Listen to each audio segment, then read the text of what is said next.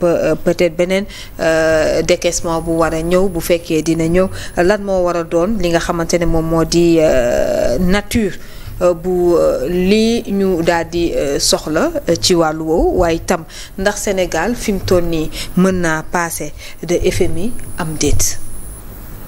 mais je pense que loolu kay les faits tranché nañ ko parce que booboog léegi ñu ngi ci diggante FMI di xool fan lay penché wu.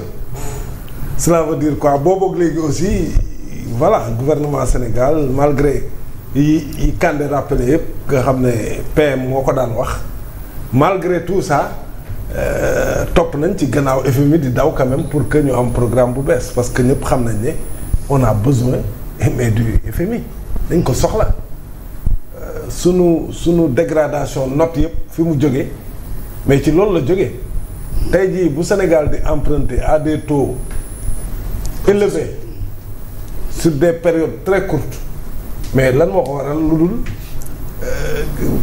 affaire dette cachée bii nga xam ne depuis l'avènement de ce régime là presque moo nekk sur la table ñu koy discuter dëgg la du dëgg. dëgg la du dëgg finalement mu impacté ci économie Sénégal au point que toutes les agences de notation dañu dégrader suñu note ba nga xam ne am xaalis sax daf ñuy jafe te buñ ko amee sax. mais ci ay taux yoo xam ne yu bon lañ koy am taux yoo xam ne dafay élevé te période bi ñu koy fay dafa gàtt voilà donc loolu mu nekk un handicap pour le pays leneen li mooy man sax je suis soulagé su fekkee ni nee nañ clap de fin la moi je suis soulagé parce que mënuñu dëkk ci depuis plus d'1 an ñu nekk ci ay discussions yoo xam ne mais à la limite c'est stérile. lan la ñuy apporter. rien daf ñu yàqal. parce que boo xoolee débat bii ñu instauré dafa yàqal Sénégal. Sénégal la yàqal. impacté ci population ak citoyens sénégalais yi négativement. donc au fond boo doon peser le pour et le contre mais débat bi jarul woon sax instauré. parce que finalement c'est le Sénégal qui a perdu. en 2 ans presque 2 ans. presque 2 ans Sénégal moo ci perte dellu ci gannaaw. ñàkk ci koppar gën cee endetté parce que aussi ce régime là comme FMI téye na loxoom mais il faut mu dem wuti xaalis pour survivre yow yaa doon wax léegi près de 1100 milliards. la ñu leen en moins de 2 ans. te cette somme là toi yow sentiroo ko man sentiruma ko économiquement le pays est à terre dafa jafe dafa metti 1100 milliards yooyu. ça a servi à quoi te pourtant discussion bi c'est autour de la dette la ñuy waxtaane ndax dañ ko nëbbuñu ko pendant ce temps mais on s'endette pour 1100 milliards de francs CFA bu doon sax 1100 milliards yi citoyen lambda yi dañ ko sentir sax nga mën ko nangu mais 1100 milliards yooyu dugg na mais tey jii ci le Sénégalais lambda gën a sonn à tous les niveaux donc finalement pour man moo tax ma ne la je suis un peu soulagé bu fekkee ni on dépasse cette question là définitivement pour dem ci leneen moi je suis soulagé parce que lii ça ne fait que nous retarder de l'essentiel maintenant man nag yow posé nga kii question bu am solo mooy et débat dans tout ça man loolu moom man kii li mu wax pour man dafa yomb débat il s'occupait du budget du temps de Macky Sall du budget bu ñu nee budget c'est les chiffres donc mooy lii ñuy wax ni ak directeur bu BCEAO au Sénégal. loolu la Al Amin Lo moom anam. Diba a été félicité par feu l'ancien ministre des finances assemblée ñëpp di gis. mi tàggatoo daal. ba ko gars yi ministre bi ba mu waxee ba pare ba gars yi félicité ko ne ko vraiment liggéey bu rafet nga def dafa tourné ne leen liggéey bi yëpp ngóor sii la.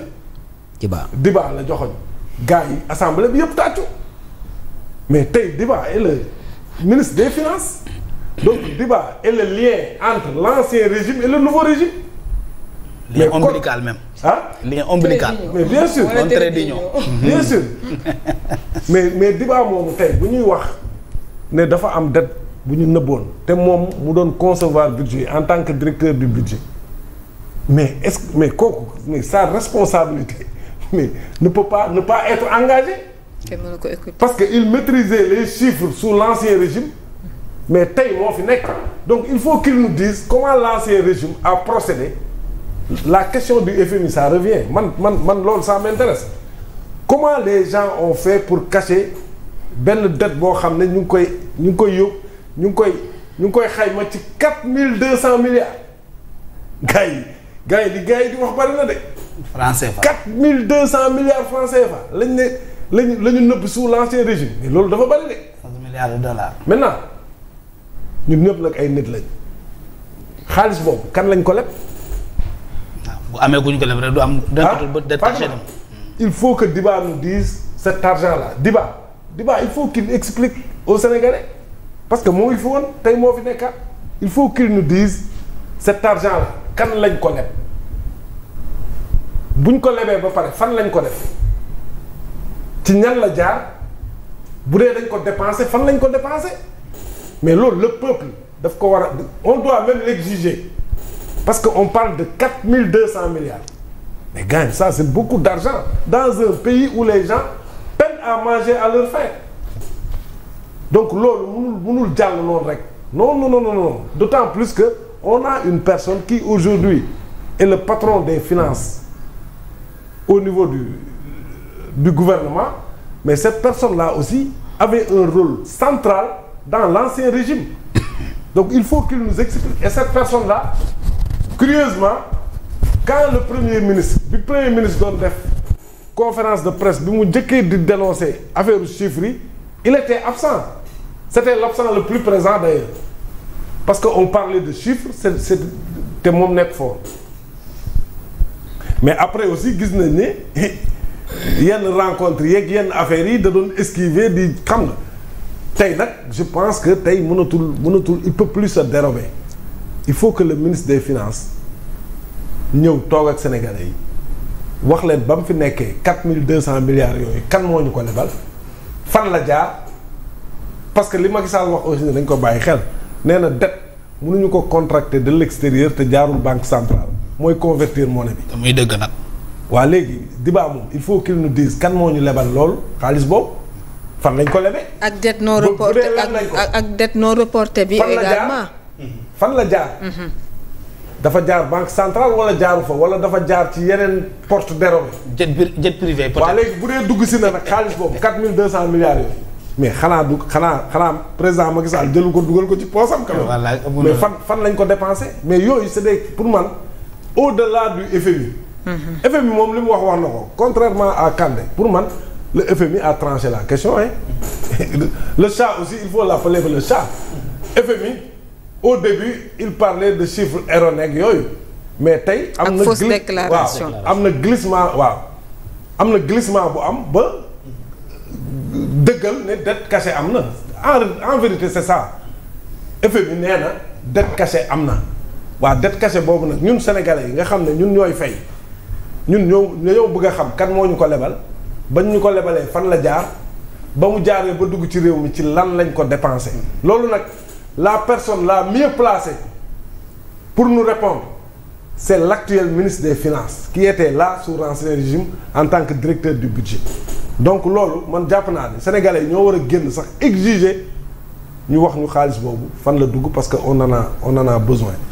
léegi nag après nag gars yi lu ñuy def nañ ko def bu ñuy poursuivre ay nit nañ leen poursuivre ces gens-là auront aussi la possibilité de se défendre pour l'éclatement de la vérité parce que lii tamit dañ ko war a leeral man de mon point de vue dañ ko war a leeral parce que on parle de 4200 milliards c'est beaucoup d'argent boo xam ne mën na defar lu baree te comme dette la bu ñu nee dette cachée la ça veut dire que ñun ñoo koy fay mais également ci wàllu woowu président am na question boo xamante ne aussi mën nañu ko ci poser ci wàllu woowu parce que bu fekkoon ne confirmer nañ comme ni ñu ko waxee waa FMI amaana mënoon nañoo topp Sénégal ci mbir moomu. maintenant defuñu ko parce que bu ñu ko ci toppoon itam amaana itam dinañu topp ki nga xamante ne moom moo di ancien président bi fi nekkoon ci régime Macky Sall bi.